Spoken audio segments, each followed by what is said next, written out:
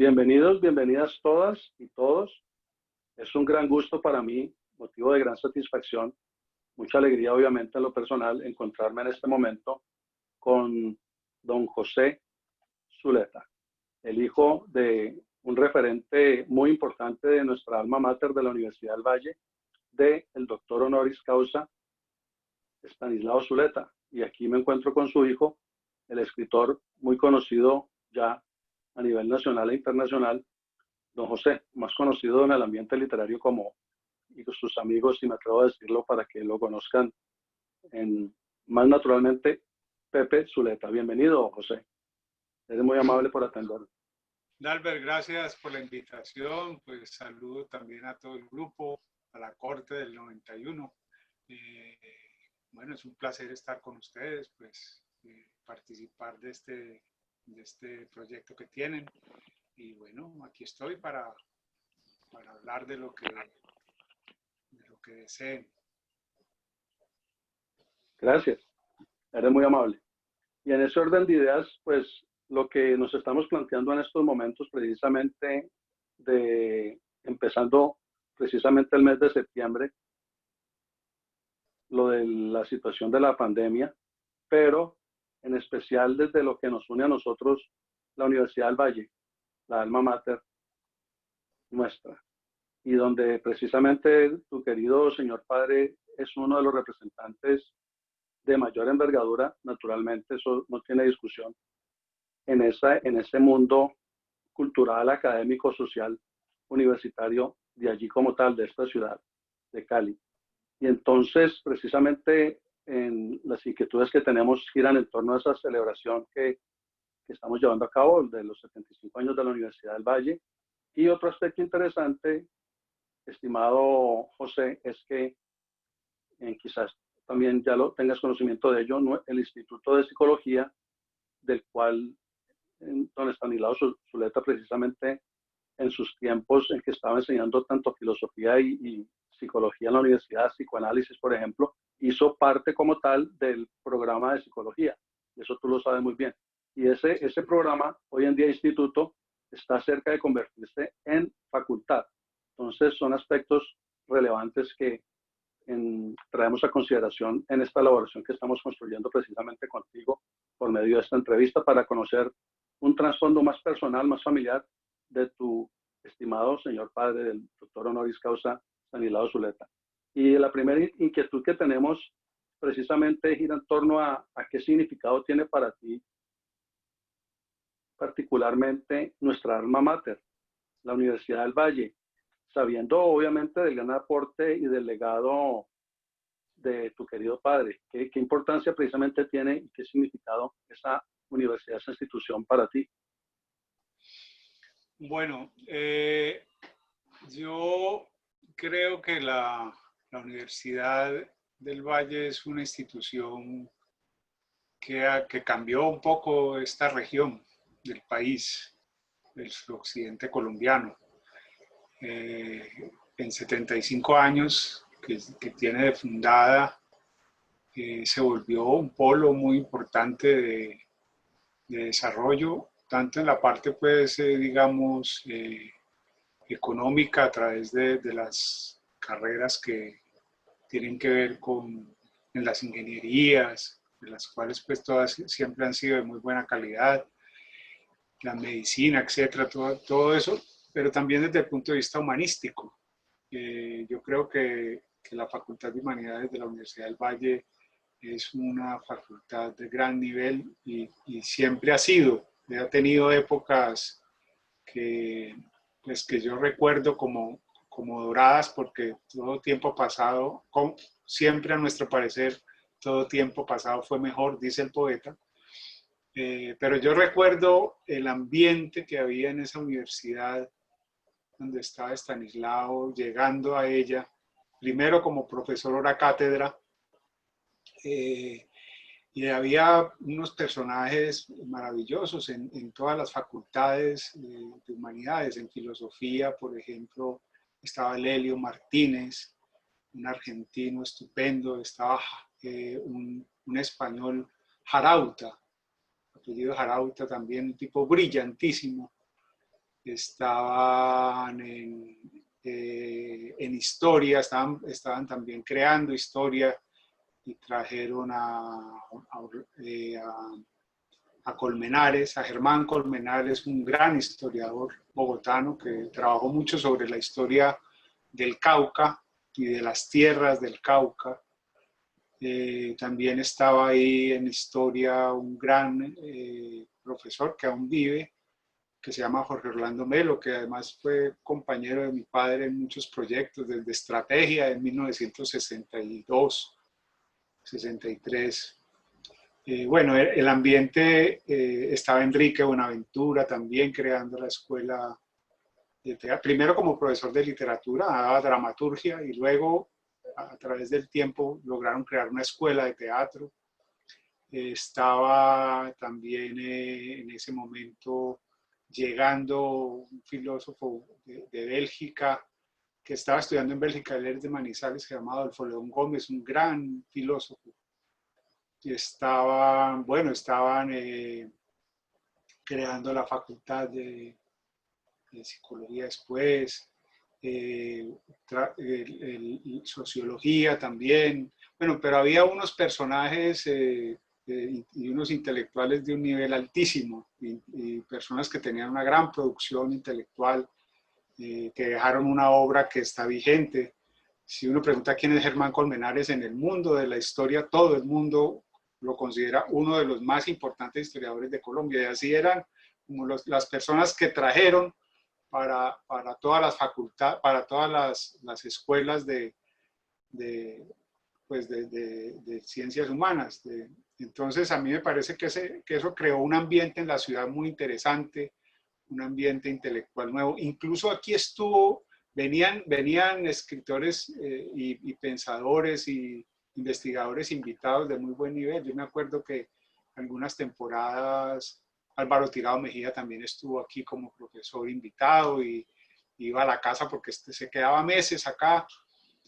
Y bueno, en fin, hubo, digamos, un momento en que se dieron cuenta las directivas de la universidad, y en eso tuvo un poco que ver, si no recuerdo mal, Escobar Navia.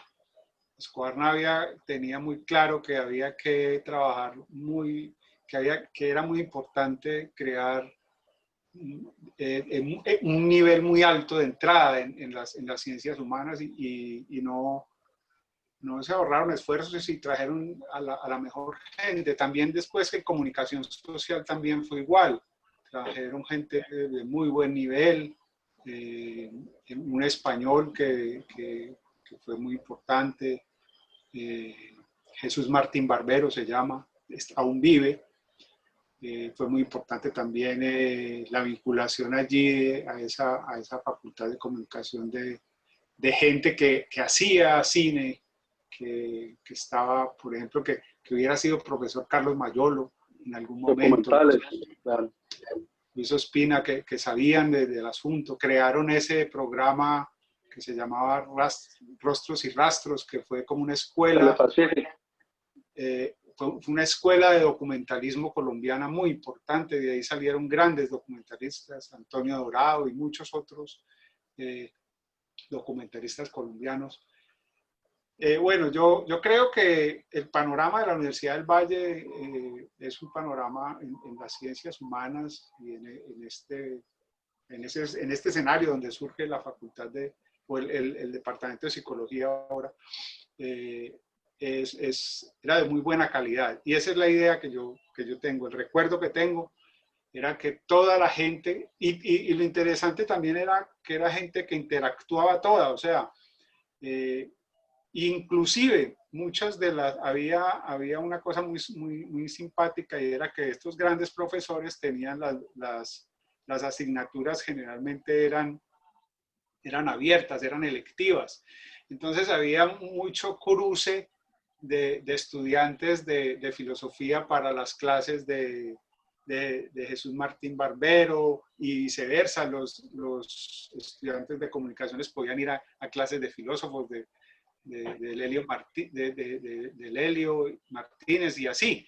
Estanislao también fue muchas veces Estanislao fue profesor en muchas facultades y en muchos departamentos, entonces también sus clases eran electivas, iba gente de todas partes, y eso produjo una formación muy completa, porque los estudiantes tenían y oían y tenían maestros de muy buena calidad y de muchas disciplinas humanísticas. Eso fue muy importante, yo creo, y eso también dio a esa generación de profesionales como una especie de carácter, ¿sí? De gente muy formada humanísticamente. Menos técnicos, más humanistas. Excelente el recuento que haces y tú lo agrupas más desde lo cultural, desde lo que la reconstrucción que tú nos compartes tan amablemente, estimado José, lo, lo abarcas más a un boom cultural que se desarrolló en ese sector de nuestro país, de Colombia, y de ahí se proyecta al territorio nacional por medio de todas estas personas que tú mencionas. Y fascinante precisamente tu querido padre, el doctor Zuleta, cómo llega, aún siendo tan autodidacta y formado a partir de mediados de bachillerato conforme a su propia lectura y elaboración filosófica y construida a pulso, cómo él se abre paso en ese espacio tan importante, tan relevante y con gente de una envergadura como la que tú mencionas, viniendo de distintos rincones del planeta, con diversas especialidades, y él prácticamente se hace a pulso él mismo un nombre. Y eso es lo fascinante al investigar la vida y el legado de tu papá. Y también teniendo en cuenta que tú haces parte de la Universidad del Valle, porque has estado vinculada en ella, en esta universidad, por medio de tus producciones literarias como tal, que son varias. Estuvimos leyendo en tu repertorio, en el desarrollo en tus productos que tienes literarios, que son varios ya, que muchos son premiados y varios de ellos han sido producidos desde la casa editorial de la Universidad del Valle, lo cual pues es un orgullo también para nosotros saberlo. Sí, sí, yo he tenido la fortuna de hacer parte de una colección de poesía y de una colección de cuentos de la Universidad del Valle. Y también he tenido la fortuna de trabajar como editor de obras de mi padre con la Universidad del Valle. En algún momento la universidad apoyó proyectos que tuvimos de libros y de los cuales yo era editor y estuve en relación con el departamento de publicaciones de la Universidad del Valle. También en algún momento de la historia del periódico La Palabra estuve colaborando con el periódico. Sí, he tenido pues una relación pues cercana y sobre todo siento gran afecto por esta universidad y tengo muchísimos amigos allí, muchísimos profesores amigos, muchísimos egresados amigos. Tengo dentro de mis amigos más cercanos personas que son profesores de ahí todavía. Y bueno, eso siempre ha sido así. Vendría siendo tu alma mater prácticamente también. Sí, de algún modo, porque mucha gente que me ha ayudado a formarme pertenece a esa universidad. Qué excelente saberlo. Pasando al plano, si me lo permites, personal de tu padre familiar, ¿cómo era tu querido padre en ese hogar, en esa casa donde habitaban, que hacía en su tiempo libre, por ejemplo? ¿Qué le encantaba él hacer en ese tiempo? Bueno, mi padre era un intelectual de tiempo completo. Eso quiere decir que su vida era su proyecto intelectual y básicamente se dedicaba tanto adentro como afuera de la casa a trabajar, a leer. Y ese era pues como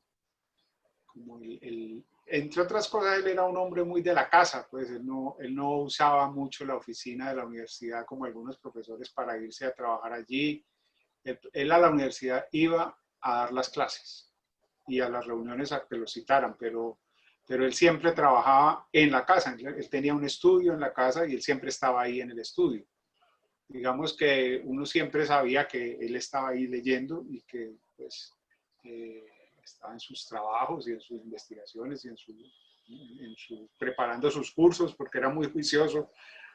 Esos cursos de él, que ahora muchos de ellos son libros y que produjo pues en la casa, eran muy cuidadosamente preparados. La gente no sabe el trabajo que había detrás de una clase de Estanislao. La gente iba a la clase y la clase era pues, magistral y las grababan, y ahora pues de esas grabaciones surgieron esos libros, pero el trabajo previo era un trabajo muy grande. Entonces Estanislao tenía una vida del hogar que era muy dedicada más al trabajo que a compartir con la familia.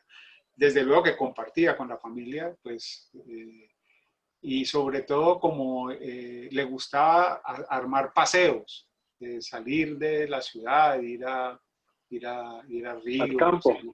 ir al campo, sí, viajar a veces. Ahí era el momento como sobre todo pues en este momento de Cali, porque pues es que nosotros vivimos en muchos lugares. Nosotros vivimos en Medellín, después vivimos en Bogotá, después volvimos a Cali, después vinimos a Cali, después volvimos a Medellín, después volvimos a Cali. Entonces hubo, digamos, muchos momentos de la vida, y también digamos que las relaciones de Estanislao con su familia cambiaron durante esa ciudad, durante esos, dependiendo de la época de la vida, ¿no? Pues cuando nosotros éramos niños, pues éramos niños, y los niños imponen una forma de vida.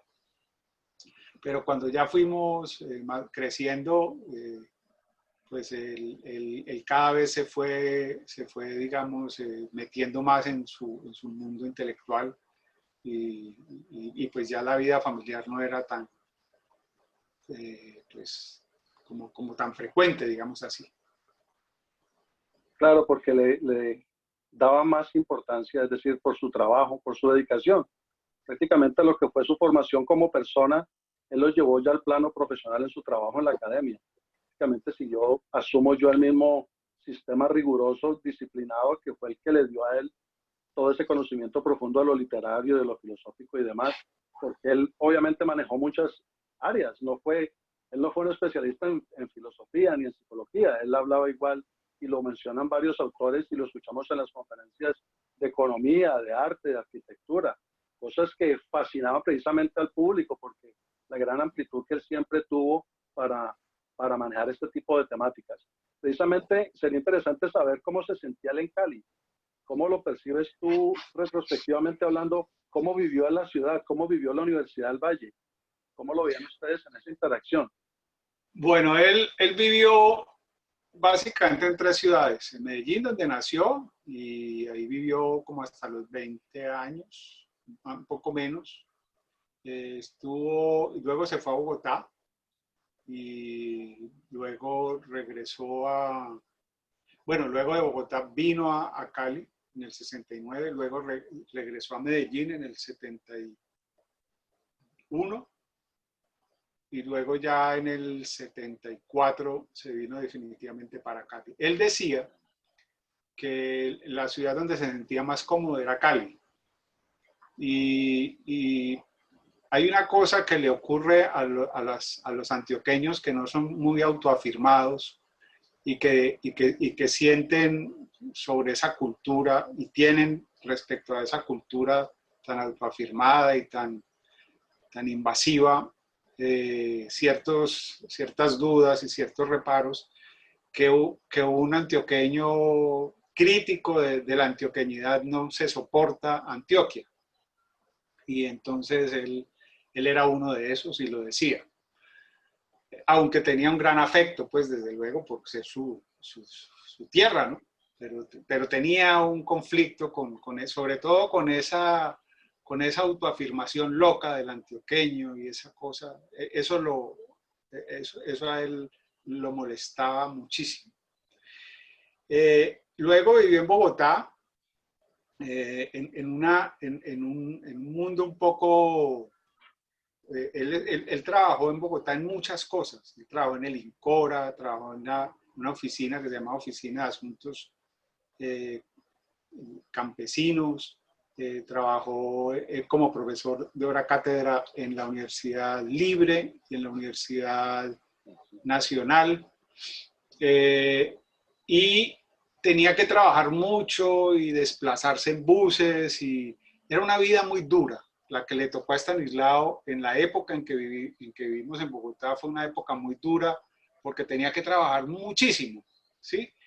Entonces, no fue, digamos, como una buena época para él. En cambio, cuando llegó a Cali, Cali tenía otro ritmo, aquí tenía mejores condiciones, era más fácil vivir en Cali, y tenía lo que él necesitaba, que era tiempo. Él me dijo a mí alguna vez, me dijo, el único escenario posible para mí es la universidad. Yo no quepo en ninguna otra institución ni en ninguna otra manera de trabajo, sino en la universidad. Es la única posibilidad que yo tengo de ser útil y de trabajar. Entonces, para él eso lo tenía muy claro, y él aquí pues tuvo esa posibilidad. Entonces, por eso se quedó y por eso murió aquí, porque esta era su tierra, él la hizo suya, y aquí hizo su obra. Gran parte, o sea, si uno mira lo que Gran hay, desarrollo. sí, gran parte de lo que hizo, yo creo que el 80% de su obra es caleña. Sí, yo considero igual, de lo que yo pude investigar hasta el momento, la mayor de su producción, de su reflexión tan importante y de su parte crítica y de sus conferencias, todo toma precisamente lugar en Cali como tal, y en el aspecto de la Universidad del Valle. Inclusive su precioso discurso, elogio a la dificultad, precisamente viene como inspiración de ese desarrollo y de esa lucha en la Universidad del Valle. Sí, pues ese es el discurso de recibo del doctorado honoris causa. Él tuvo, digamos, como dos escenarios muy importantes en su producción intelectual, en lo que se llama pues su producción intelectual, que eran sus conferencias, que se grabaron y luego se volvieron libros. Y son el Centro Psicoanalítico Sigmund Freud, donde estuvo en la primera parte de su estadía en Cali, y allí tuvo durante todas las semanas unos cursos, unas conferencias magistrales sobre literatura. De ahí son hijos el libro sobre Thomas Mann, el libro sobre el Quijote, lo que escribió, las conferencias sobre Nietzsche, las conferencias sobre lógica y crítica, o sea, que son unas conferencias sobre Platón, sobre los diálogos de Platón. Allí también nació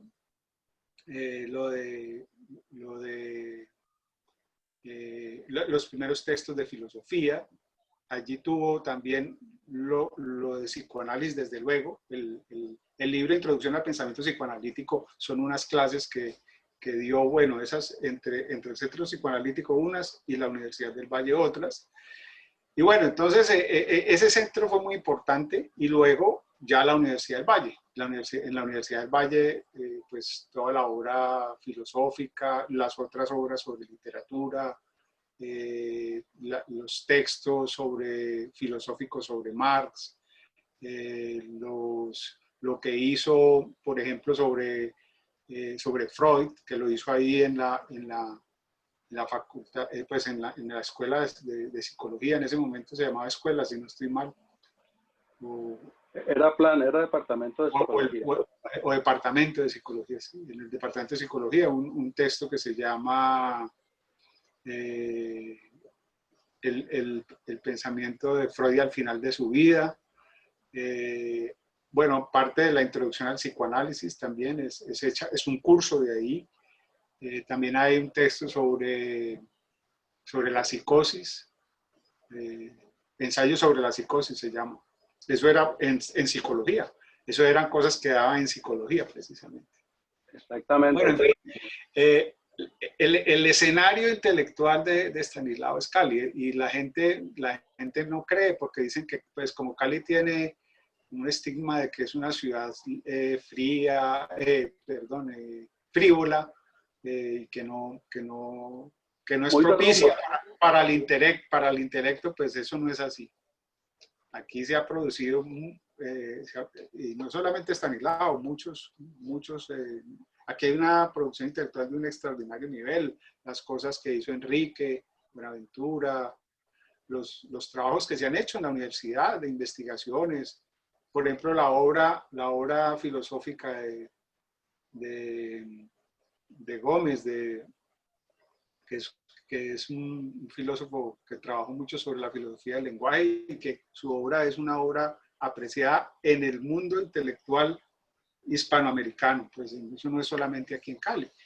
Entonces, uno, por ejemplo, los aportes de Jesús Martín Barbero en la comunicación social, las ideas de él que tienen que ver como con los mensajes del establecimiento, que tiene una manera de ver la comunicación distinta. Pero en general, la Universidad del Valle ha sido una universidad que ha producido intelectuales y unas obras de muy buen nivel. Eso es lo que yo puedo decir, pues, y es de lo que yo puedo dar fe, porque además he leído muchas de esas obras. Interesante saber todo ese repertorio que tú comentas del profesor Zuleta, y caigo en cuenta de algo, que lo que tú mencionas me llamó fuertemente la atención y valdría la pena detenernos un poco allí, porque tú dices que específicamente durante esa transición de él en Cali, específicamente durante los tiempos de la Universidad del Valle, él te mencionaba a ti que si en un lugar se sentía cómodo, firme, fuerte, era el ámbito universitario. Interesante por varios aspectos. Uno de ellos porque él anteriormente no promovía mucho la academia como tal, y él renunció a la academia para formarse él personalmente a sí mismo por medio de sus referentes históricos y filosóficos y demás, culturales. Pero llega un punto muy interesante para mí, saber que llega a una universidad con un carácter agroindustrial, que era la Universidad del Valle por ese momento, que surge como una necesidad del desarrollo agroindustrial que precisamente viene teniendo el departamento del Valle, precisamente fue uno de los motores que impulsó el desarrollo de la Universidad del Valle como tal, y él encuentra esa tierra firme, esa tierra fértil literal, donde él comienza a impulsar todo ese potencial, toda esa gran capacidad y expandirse ahí sí en toda su producción tan impresionante a nivel de pensamiento. Único.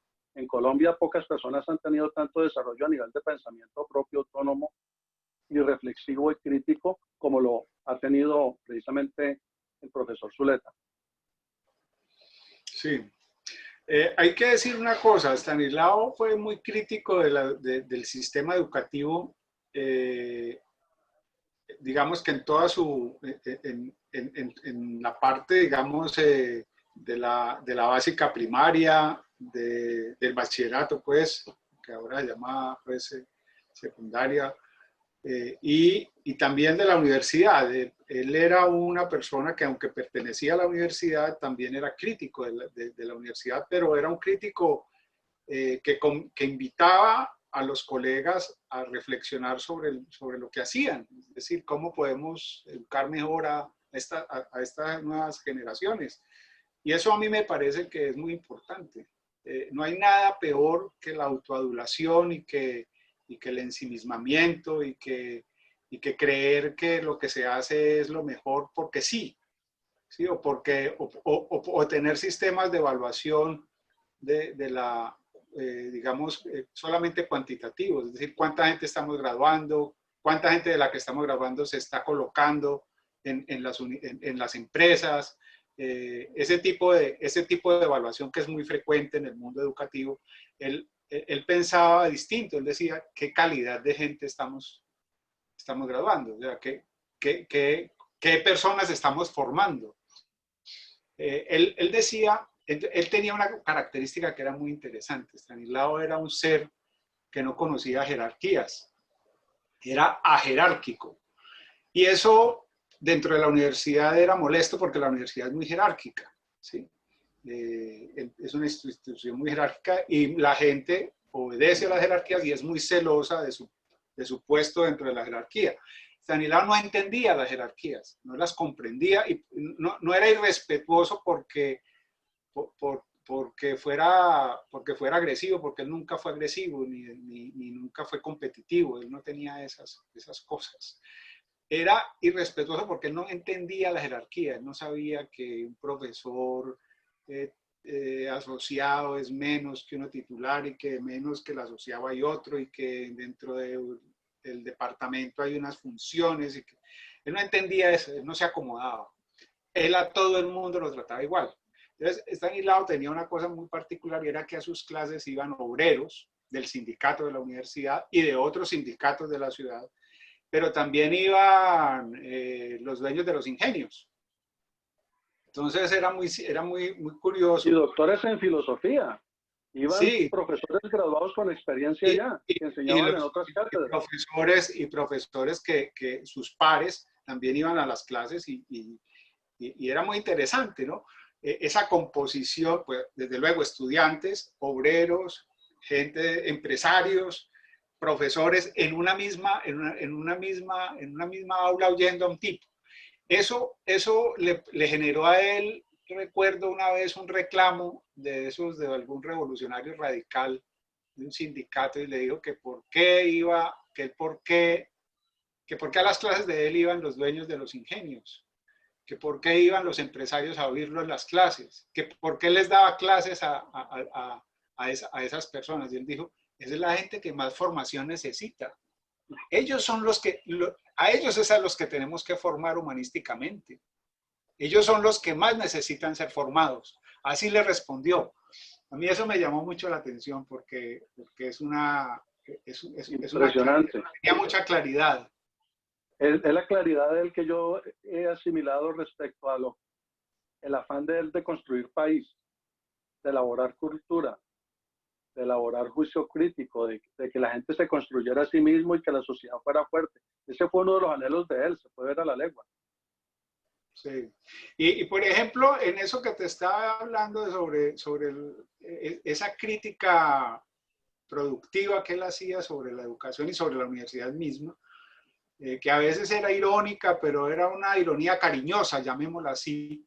Él sobre esos sistemas de evaluación, él decía, a mí me interesa saber qué van a escribir los alumnos que nosotros estamos formando.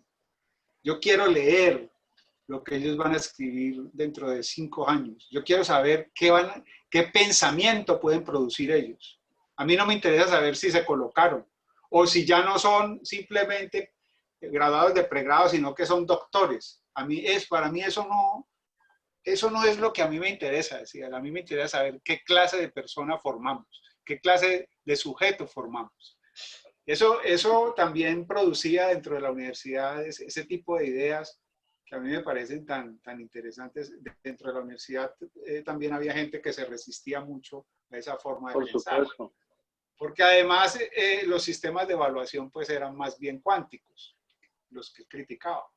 Él Sí. estaba en contra de lo cuántico para la evaluación, correcto.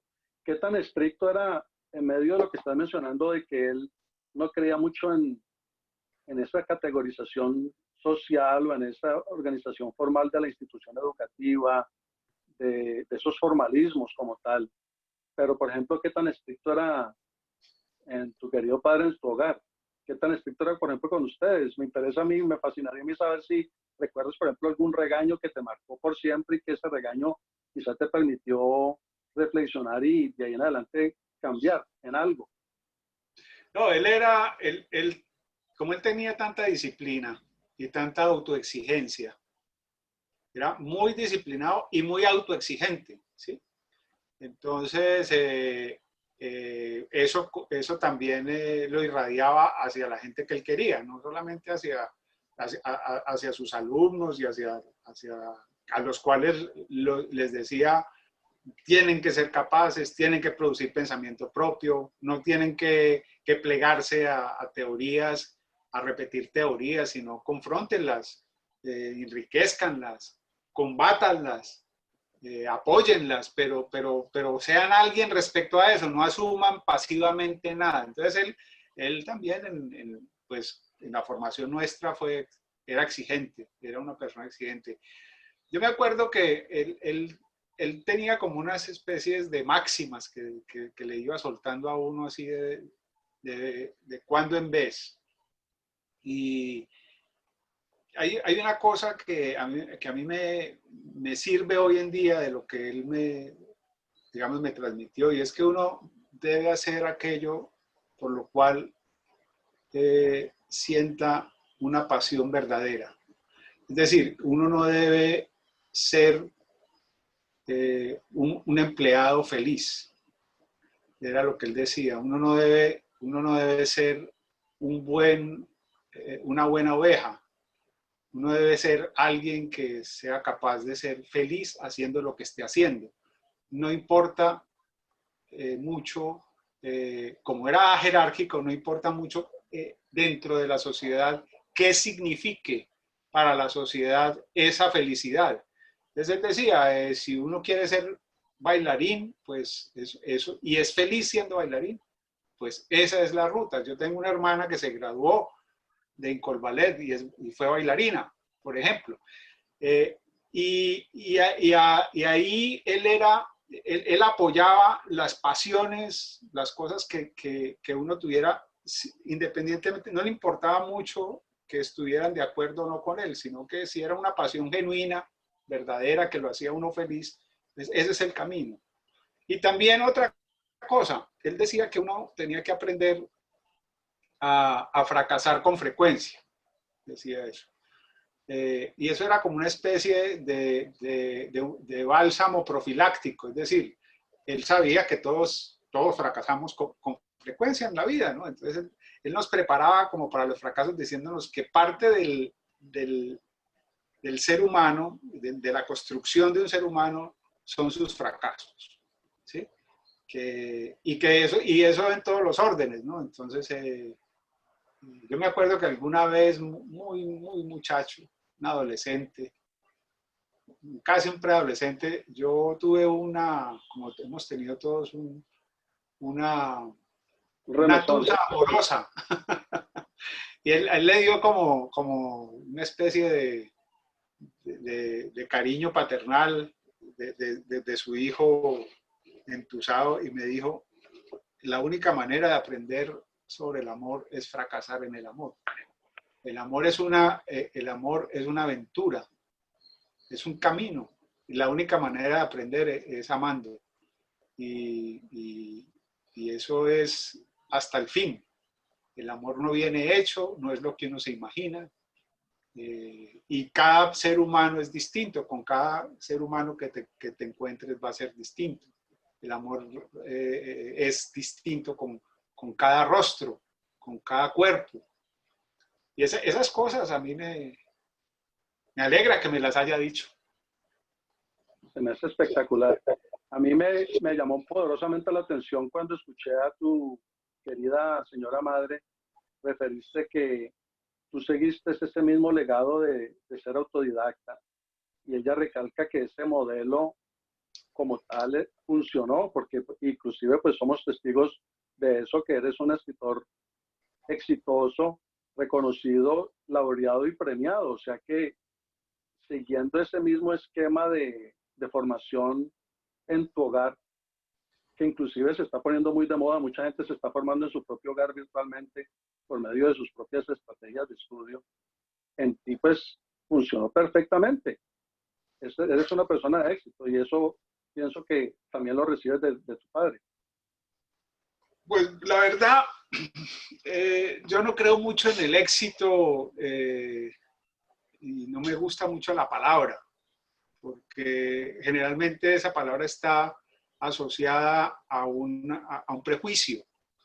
Es decir, hay personas que tienen éxito y personas que fracasan, y el éxito se puede medir. Yo creo que yo aprendí en mi casa y también en la vida que el éxito muchas veces puede ser el gran fracaso de un ser humano. Yo recuerdo un texto de Stanislao que se llamaba Los que fracasan al triunfar. Y él toda la vida, a la gente que lo rodeó y digamos, en su cátedra, habló de eso, habló contra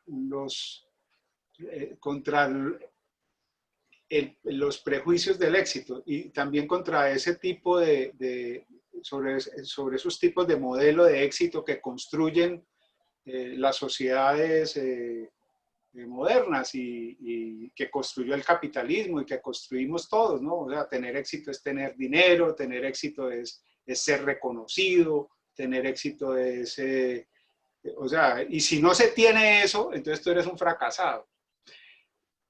Nosotros, ahí sí puedo hablar, y creo que es la primera vez que digo eso, nosotros somos enemigos de esos conceptos.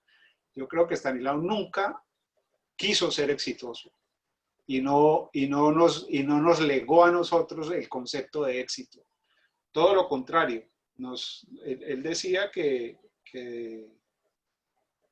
él hablaba de la felicidad, de que la felicidad era una meta ya, o sea, y que la felicidad se puede conseguir de muchos modos.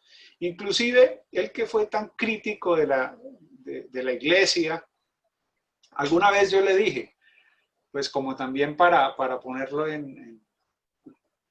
para confrontarlo, le dije que si uno era feliz siendo místico, dedicándose a esa cosa que él criticaba tanto, que era la religión católica, que si uno era feliz, que si eso valía, y me dijo, sí, claro que vale, eso también vale. Si uno se dedica toda la vida a algo que lo hace feliz y uno lo hace bien, es decir, eso es suficiente. Entonces, él no tenía y era muy enemigo de los modelos de éxito. Y él creía que gran parte de la tragedia humana consistía en que todos tenían un mismo modelo de éxito, que era económico fundamentalmente, porque estaba determinado por las clases sociales, por el ascenso dentro de esa organización de clases sociales, y que ese ascenso tenía mucho que ver con lo que lograba conseguir la persona, y que un profesional de éxito no era entonces aquel que había descubierto una especie de molusco, o alguien que se había inventado la manera de ahorrar un trabajo pesado mediante un mecanismo o una máquina, o alguien que era capaz de crear más tiempo para los demás en una organización, digamos, de productiva, sino que éxito era aquel que había comprado un mejor carro que el que tenía, que el que había llegado al barrio, como decías tú al principio, a Ciudad Jardín, que todas ese tipo de símbolos del éxito eran la destrucción del ser humano. Consideraba eso. Interesante perspectiva. Por ejemplo, escuchando al maestro, al escritor William Ospina, al cual obviamente tú conoces también muy bien porque inclusive fue amigo muy cercano a don Estanislao Zuleta. Inclusive él se desarrolla en sus inicios, él lo narra en entrevistas y en escritos en Cali gracias a la influencia que él recibió de esas charlas grupales, de esas conferencias, más que todo en casa que él desarrollaba con su grupo cercano, me refiero a tu papá. Y él dice, por ejemplo, una de las cosas que me llama la atención de estas explicaciones que él ofrece en el tiempo es la gran fascinación que ofrece don Estanislao Zuleta por la cantidad de temáticas que él manejaba tan amplia y en amplitud y en profundidad. Entonces, claro, mucha gente quedaba impresionada por ese manejo, porque las personas normalmente se especializan en ciertas artes, en ciertas áreas, y él no creyó mucho en eso. Él se permitió ampliarse conceptual y mentalmente a varias áreas. Por ejemplo, ¿qué temas hablaba contigo? De tantos temas que él manejaba, ¿cuáles eran los temas que más conversaba, por ejemplo, contigo? Y yo sé, se puede notar que te disfrutó mucho de tu niñez, porque inclusive hay muchas fotos allí familiares de ustedes preciosas que las podemos ver hoy en día, donde se nota que hasta te cargaba en sus hombros, por ejemplo. Sí. Bueno, yo quiero hacerte una observación que me parece que es importante. Ese tipo de intelectual, como mi padre, era un intelectual que surgió un poco de un modelo intelectual humanista francés, un poco después durante Francia del 68 y un poco antes, a mediados del siglo XX, tanto en Europa como en Estados Unidos, digamos, hubo un gran movimiento humanista, ¿sí? Y una gran interacción de todas las disciplinas humanistas. Y se creó un ser que era capaz de estudiar y de manejar muchos temas. Ese es el caso de muchos intelectuales colombianos y de América Latina de la época. Ese tipo de intelectual, digamos, ya no existe. Hay muy pocos. Digamos que Alejandro Gaviria puede ser uno de ellos, William Ospina, pero en una época hubo muchos, ¿sí? Hubo muchos, inclusive en el ambiente intelectual de los años 50 y 60 en Bogotá. Si tú ves la gente que rodeó a Estanislao, Mario Arrula, el mismo Jorge Orlando Melo, todos ellos eran personas que podían hablar de música clásica, de pintura, de antropología, de psicoanálisis, de historia, de literatura, y con profundidad. Y era gente que era capaz, inclusive además, como en esa época había muy pocos colegios bilingües y ellos no provenían de esos colegios bilingües, les tocaba además aprender idiomas por su cuenta. Entonces era un tipo de intelectual muy especial. Era una gente que tenía una gran capacidad de trabajo intelectual y una pasión por el conocimiento muy en el estilo del Renacimiento, digamos así. ¿Sí? De un ser completo que es capaz de formarse en todas las disciplinas humanísticas, no en una sola. Y esa fue una lucha de él, ¿no? Esa fue una lucha que él dio, y pues la dio con su ejemplo, pero también la dio, digamos, en la cátedra y en su obra se ve clarísimo. Uno ve las relaciones que tiene la literatura con el psicoanálisis, la filosofía con la literatura, y eso todo está en su obra, todo está expresado en su obra. Y en sus clases, por supuesto, donde él relacionaba mágicamente el psicoanálisis con aspectos literarios muy profundos del arte europeo y demás. Por ejemplo, ¿qué consejos te daba tu padre que hoy recuerdes y que te estén ayudando a ti en tu actividad de escritor, de poeta, de escritor de cuentos? Bueno, Estanislao no era un escritor. Estanislao era básicamente un lector, porque él realmente escribió muy poco. Él escribió a lo sumo 2 libros. Digamos que si uno, lo que es escrito son 2 libros. Un libro de ensayos y otro libro sobre la tierra en Colombia, y ya. Esos son sus escritos, pero él tiene 27 libros éditos y otros tantos inéditos, que son sus clases. Entonces, Estanislao lo que era un gran maestro, un profesor, un gran profesor. Y la obra de él, como la de algunos profesores, es el resultado de sus clases, de sus cursos.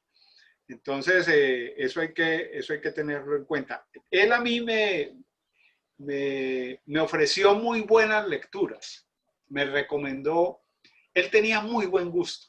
Estanislao era un hombre con un gusto fino. O sea, él tenía un gusto para saber qué tenía buena calidad. Él se había formado muy bien acompañado también en su formación. Tuvo un tío que tenía una muy buena formación literaria y filosófica. Estuvo Fernando González recomendándole lecturas. O sea que él estuvo muy bien acompañado en su formación. Tuvo la suerte de tener un librero que fue muy importante. Desde muy niño, inclusive. Desde muy niño, sí. Tuvo un librero que se llamó, y un amigo primero, y un librero que fue muy importante para él y para su formación, que fue Alberto Aguirre, que también tenía muy buen gusto y eran muy finos. Entonces, se formaron muy bien no perdieron tiempo, digamos, con malas lecturas o con autores mediocres, sino que se formaron en los clásicos filosóficos, en los clásicos literarios, leyeron las fuentes, leyeron a Freud. Stanislao fue el primer colombiano que habló de Lacan, que fue Stanislao. Él lo conoció, él conoció su obra, aprendió francés para leerlo, conoció su obra y la trajo y la presentó en Colombia. O sea, era ese tipo de gente, ¿no? de intelectuales, que pues ya no quedan muchos de esos. Ahora las cosas han girado hacia la especialidad, aunque hay intelectuales, como te digo, Alejandro Gaviria es uno, William Ospina es otro, bueno, hay algunos más, pero antes eso era, digamos, los intelectuales eran así era Mario Arrula, así era Jorge Orlando Melo, que está vivo, es un hombre con el que tú puedes hablar de cualquier tema, con muchísima profundidad. Así es. Pienso que inclusive durante ese desarrollo, precisamente es interesante saber tu perspectiva porque varios han opinado que a la edad en que precisamente fallece el maestro Zuleta es una edad demasiado temprana, 55 años tengo entendido. Asumo yo en la cumbre de toda esa producción mental, elaboración de pensamiento, e inclusive he escuchado que él estaba muy cerca de comenzar a hacer sus escritos porque quería incursionar en producir literatura él mismo, cosa que interesantemente tú finalmente estás desarrollándolo en la actualidad. ¿Cómo viviste, por ejemplo, ese momento que tuvo que haber sido muy, muy, muy complejo, obviamente? ¿Cómo lo recuerdas tú, esa partida tan repentina? Bueno, eso fue una muerte muy, muy trágica y muy desafortunada, y nadie estaba preparado para que Stanislao se fuera tan joven. 55 años es una persona que está un intelectual de 55 años es un hombre joven. Y él tenía muchas ganas de sentarse, más que escribir literatura, escribir un libro de filosofía del cual hay notas y del que él había venido toda la vida pensando. Incluso tenía hasta el título, se llamaba De las falsas contradicciones y de las diferencias efectivas. Así se llamaba el libro, y las notas que existen para ese libro pone así: para el libro de las falsas contradicciones y las diferencias efectivas, y hacía una nota, que es una nota sobre el pensamiento, sobre la argumentación. Era un libro que también trataba de combatir el dogmatismo, que fue una de las grandes luchas de Stanislao toda la vida, el dogmatismo claro, de izquierda y el de derecha, la polarización de la cual son víctimas. Inclusive en el mismo discurso de elogio de la dificultad, él lo expande allí. Esa preocupación. Exactamente. Él quería desarrollar esa idea como hasta sus últimas consecuencias filosóficas. Y entonces tenía pues ese proyecto. Tenía muchos proyectos.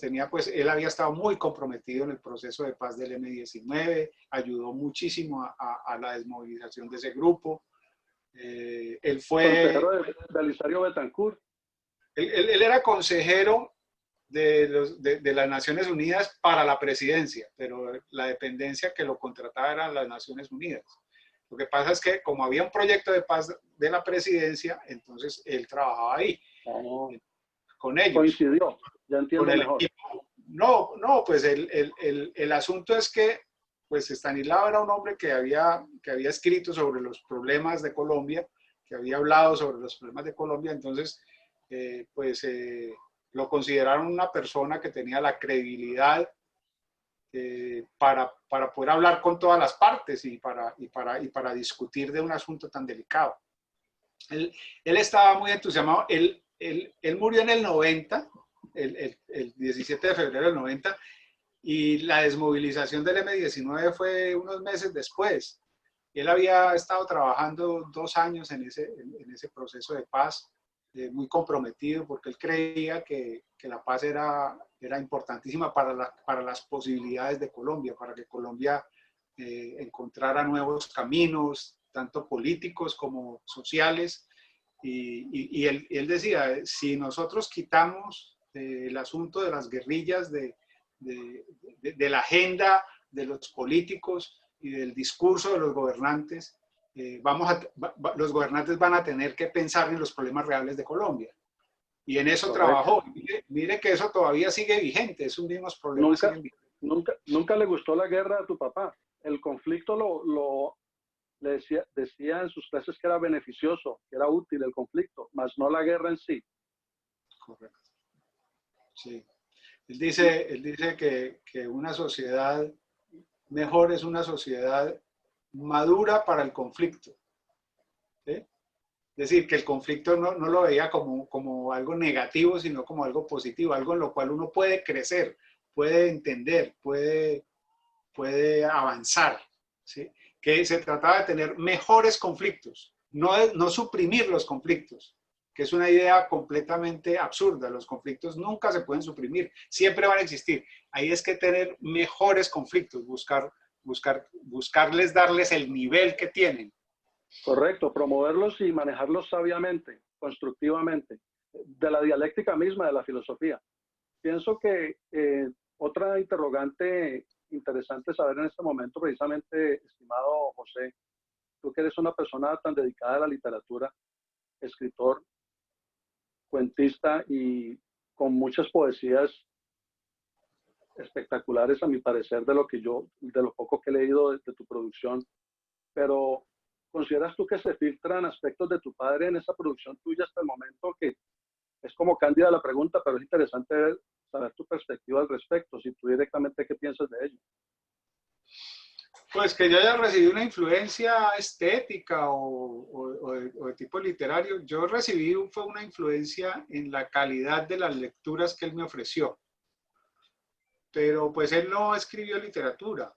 Él escribió 3 poemas como todo ser humano ha escrito en la vida.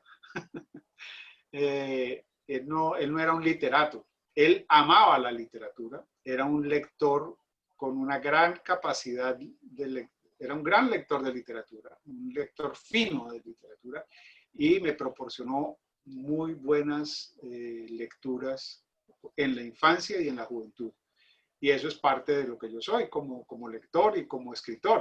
O sea, un escritor es lo que ha leído, y en ese sentido, pues ahí hay una influencia benéfica. Claro. Y considero yo particularmente que, aunque no fue su énfasis escritura en literatura como tal, pero sí manejó un estilo propio. Sí se puede ver un estilo de él plasmado en sus conferencias y en sus clases. Quizá eso es lo interesante de él. Y en ese estilo precisamente el no idealizar ningún esquema, ningún modelo, el no venerar alguna escuela por sí o algún personaje mismo, escritor, no venerarlo, no darle como absolutamente credibilidad a todo, sino que eso hace parte precisamente del estilo particular de don Estanislao Zuleta. Sí, él era un lector crítico, él no se sumaba a ninguna causa, ni a ningún método, ni a ninguna teoría, ni se volvía defensor de un sistema. Él, por ejemplo, no entraba en esa polémica de los lacanianos con los freudianos. Él quería conocer todo lo mejor de Lacan y lo mejor de Freud, ¿sí? Y creía que absorber la máxima. El asunto no era estar de parte de uno de los dos, sino aprender de ambos. Entonces, un poco esa era su manera de avanzar, ¿no? Era muy generoso.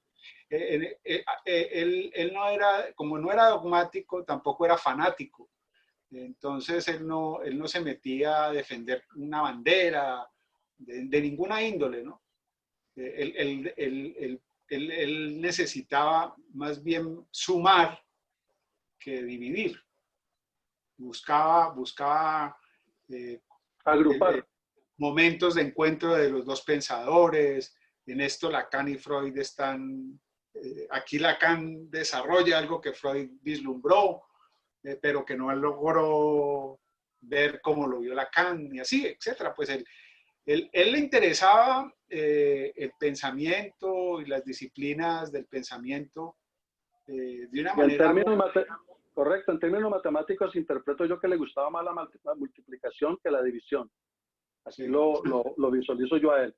Por correcto. ejemplo, por ejemplo, el impacto de lo que yo alcanzo a recoger, puede ser que esté equivocado, pero lo que yo más he notado en personas que lo conocieron y que conocen su obra, sus conferencias y sus escritos, y también personas muy allegadas a él del círculo cercano de amigos, de los filósofos, de los intelectuales, de lo que podemos leer de ellos o escuchar de ellos en sus entrevistas que son públicas, se puede notar que lo que más impactaba de tu padre precisamente era el discurso de él, la manera como encantaba a las personas o la manera como él se expresaba, cómo se desenvolvía, todo ese gran contenido, cómo lo plasmaba de una manera mágica. Entonces, ahí es donde sería importante pensarnos si eso marcó definitivamente algo importante en el territorio nacional como tal. Bueno, Estanislao era un, un expositor extraordinario. Digamos que si alguien pudo asistir al espectáculo que era Estanislao exponiendo un tema que lo apasionaba, era algo que era fascinante y la persona que haya asistido pues lo corroborará. Era un hombre que tenía tanta pasión por lo que tenía entre manos, por el tema que tuviera entre manos, que contagiaba, que transmitía ese amor por lo que estaba exponiendo. Y eso es muy importante, eso contamina benéficamente al auditorio. Tenía, digamos, algunos atributos ya de índole personal, como talentos personales para ser un gran expositor, y era que tenía una memoria muy vasta, una memoria muy grande, muy vasta, y muy flexible en cuanto a la capacidad que tenía para echar mano de sus conocimientos en los momentos de su exposición. Entonces, él era capaz de improvisar también en una conversación, en sus clases ante las preguntas, que eso ya no tenía que ver con la preparación de la clase o del curso que estuviera dando, sino con los recursos de expositor que tenía.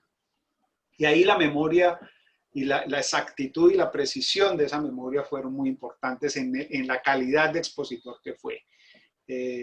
La gente sabe, y por eso también sus libros pues simplemente son sus cursos, porque él exponía de una manera muy brillante, también muy ordenada, a pesar de que su vida no era muy ordenada, su exposición, la exposición de sus cursos, de sus ideas, era muy ordenada. Él siempre se metía a un tema, lo desarrollaba, lo iba potenciando, le iba dando todo lo que podía dar, y siempre también salpimentaba, digamos, esas exposiciones con un humor muy fino. Era muy bueno dando ejemplos, entonces él se le ocurrían ejemplos graciosos y que tenían mucho efecto de claridad sobre lo que estaba tratando de compartir con el auditorio que lo oía. En ese sentido, yo creo que, no porque sea mi padre, creo que fue uno de los Único. mejores expositores que ha tenido Colombia. Lo he escuchado varias veces. Sí. ¿Hablaba él igual similarmente con ustedes en su casa? O sea, de la manera tan mágica, tan impresionante el impacto que él generaba en las comunidades o en los auditorios. ¿Era similar la manera de expresarse con ustedes allí frescamente o era Sí, distinto? en la casa de él estaba más relajado, pues, y menos, pues estaba menos, pero sí tenía, digamos, sí transmitía esa pasión por los temas. O sea, yo me acuerdo que él lo llamaba a uno y le decía, ven, te leo esta página, escucha esto. y empezaba a leer. Entre otras cosas, él tenía una voz muy bonita y leía muy bien, leía muy despacio, trataba de que el texto brillara, no de brillar él, sino de que el texto brillara. Y leía muchas veces el mismo texto, entonces se lo sabía. Y cuando uno lee un texto que se sabe, lo lee muy bien. Entonces, él nos compartía, venga, le leo esta página, escuche esto. Y entonces era como brindándonos, como brindándonos un regalo muy especial, ¿sí? Y eso se transmite, eso se recibe. Eso fue muy importante. Por supuesto. ¿Qué enojaba a tu querido padre? ¿Qué le sacaba la piedra, como decimos nosotros comúnmente en Colombia? Que tú te recuerdes. Pues a él lo molestaban varias cosas. Uno, las injusticias tontas que llamaba él, que era que a alguien se le apreciara por ejemplo, por los títulos, o a alguien se le calificara por, o sea, ese tipo de lucha de él contra todo lo que fuera preconcebido, ¿sí? Que si alguien era doctor era bueno porque era doctor, ¿sí? Que si alguien sabía 5 idiomas, entonces era más inteligente que uno que supiera uno. Entonces él decía, es que uno puede ser tonto en 5 idiomas. Eh, a él lo molestaba mucho la tontería gratuita, decía él. O sea, que la gente tiene una manera de juzgar y de apreciar el mundo muy preconcebida y muy llena de clichés. Esos clichés a él lo molestaban muchísimo. Le producían, y en la universidad existía mucho eso. Y también, bueno, en toda la sociedad existe. Y a él le parecía que en la universidad existieran esas cosas, que eso no podía ser bueno, que si los profesores estaban pensando que lo único importante en la vida era doctorarse en vez de formarse, o sea, que era más importante el título de doctor que lo que aprendían. Que, sí, que él quería ver la tesis doctoral y gozársela y si era buena, El pues producido como tal. exactamente. No, él era ajeno a todo lo que fuera artificioso. Entonces él decía eso, que la universidad estaba entrando en una especie de limbo de limbo de doctores, decía, eso va a ser un limbo de doctores, porque ya lo que importa es fabricar doctores y tener doctores, como si eso garantizara una buena educación, como si eso garantizara una buena universidad. Una Entonces, formación. sí. Bueno, y también con otras cosas, por ejemplo, a él le molestaba muchísimo las falsas discusiones políticas, los falsos, todo lo que tuviera como una especie de manipulación detrás, ¿sí? Como una intención de manipular a la gente, los discursos manipuladores de los medios de comunicación, los discursos manipuladores de los políticos, todo eso lo molestaba muchísimo y contra todo eso luchaba. También tenía cosas como ya, digamos, neurosis, como todos, le molestaba mucho el ruido. No? Le molestaba muchísimo el ruido. Yo le heredé eso. Era una cosa increíble. Que lo sacaran del silencio de su lectura, a él eso Su concentración. Sí, era muy neurótico con el ruido, me acuerdo. Sí. ¿Qué significó, por ejemplo, aquel momento espectacular donde se le otorga precisamente el doctorado honoris causa en la Universidad del Valle, doctorado honoris causa en psicología? ¿Qué significó para él? ¿Qué significó para ustedes como familia, como grupo familiar? Bueno, pues eso fue muy sorpresivo. Mi papá era profesor hora cátedra de la Universidad del Valle, que es es en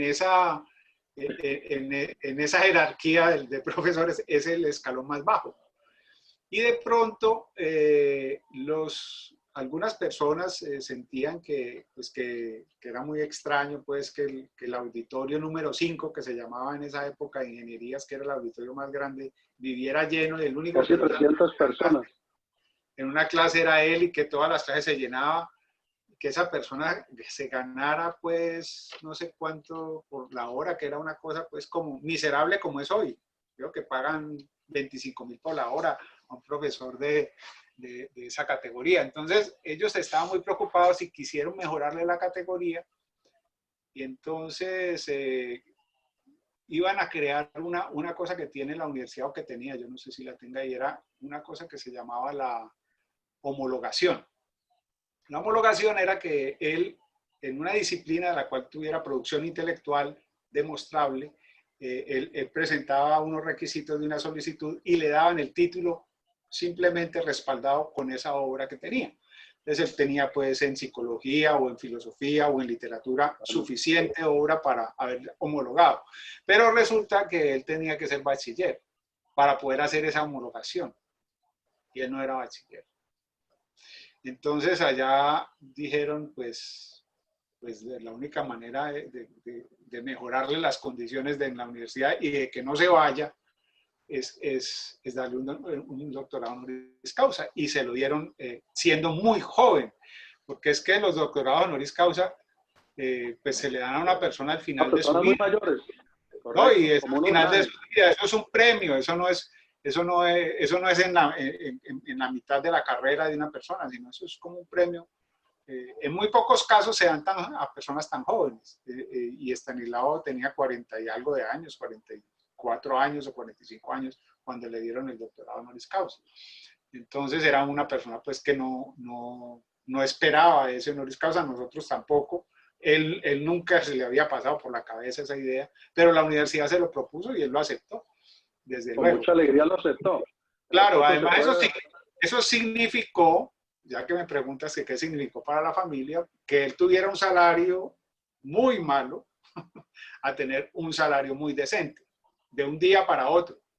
Y eso también significó que mucha gente en la universidad sintiera celos y rabia, gente que estaba en la jerarquía, en el escaño, enseguida del escaño que él estaba, que era el más bajo, que era profesor hora cátedra, pasara al máximo, porque Estanislao quedó inmediatamente de profesor titular, porque con el doctorado, pues era doctor y con la obra que tenía, que ahora sí la podía presentar porque tenía título, pues quedó en el máximo nivel.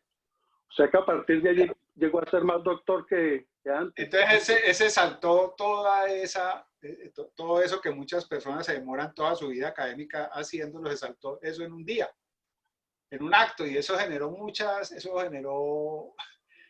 envidias, muchos celos, muchos codazos, mucha de esa cosa humana que somos. Que es inevitable a veces. ¿Qué crees que fue en ese orden de vida la mayor pasión en la vida de él, de tu papá? De lo que tú recuerdas y Leer, percibes. leer. La pasión de Estanislao era leer. Es una gran Principalmente. pasión. Sí. Fue gran parte de su vida. Un gran lector, como tú lo describes, por ejemplo. Sí, Y en este caso, Stanislav dormía muy poco, dormía unas 4 horas, no dormía más. El resto del tiempo estaba leyendo. Eso fue su vida. y desde muy Bueno, pequeño. mientras leía, fumaba cigarrillo, tomaba tinto, pero su vida era leer. ¿Y cuál vendría siendo la mayor pasión en tu vida hasta este momento, estimado José Zuleta, escritor? No, yo sí tengo pasiones repartidas. Yo tengo varias. A mí me gusta leer, sí, pero yo soy un lector de literatura básicamente. Me gusta también la jardinería, sembrar, tengo esa afición. Me ha gustado el ajedrez, he sido ajedrecista, aficionado durante muchos años, jugué torneos, estuve en la Liga del Valle como ajedrecista. He tenido también en una época la pasión del ciclismo, fui ciclista también aficionado muchos años, hasta que una serie de accidentes me sacaron del ciclismo. Me gusta mucho viajar, me gusta cocinar, soy cocinero, me encanta, es uno de mis mayores placeres cocinar. Investigo, hago cosas, invento cosas. No, yo sí tengo varias cosas. Genial, genial. Muchísimas gracias por este valiosísimo tiempo, estimado escritor José. Y disculpa que te lo diga, que no soy tu amigo, no pertenezco a tu círculo, pero cariñosamente te lo digo, Pepe Zuleta. Ha sido un placer enorme haber estado contigo en este tiempo, se me hace espectacular y de veras, de lo profundo de mi ser, te agradezco por tu valioso aporte y por haber contribuido, por haber aportado tan amable y tan sencilla y tan interesantemente con lo que te hemos planteado de esta elaboración histórica y anecdótica de lo que nos une en la Universidad del Valle con relación al conocimiento precisamente y en este caso de la psicología como tal. Eres muy amable y muchas gracias y esperamos poder seguir en contacto contigo. Bueno, fue un placer también para mí. Muchas gracias por la invitación.